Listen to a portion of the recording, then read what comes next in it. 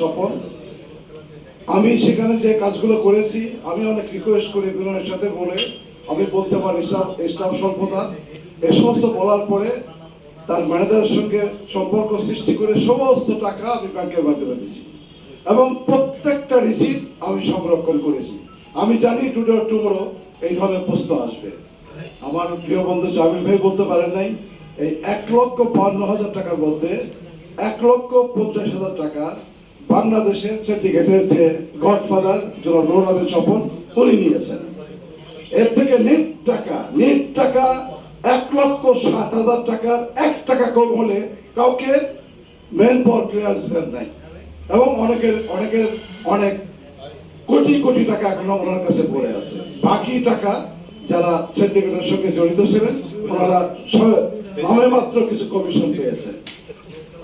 আপনার ডকুমেন্ট চাইলে আমার কার্ড দেন, আমি আপনাদের পাঠিয়ে দেবো। আমার অফিসে সংরক্ষিত আছে। এটা আমি একমাত্র করতে পারছি 2টা গ্রুপে।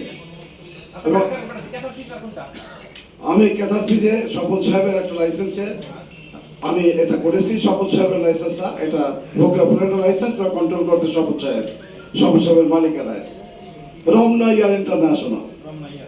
জি, আর একটা আছে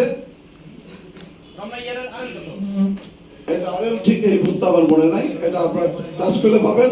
ডকুমেন্ট সব আমার কাছে আছে। 2টা গ্রুপের ডকুমেন্ট আমার কাছে আছে, আমি এটা সংরক্ষণ করেছি। সবাইকে অনেক ধন্যবাদ।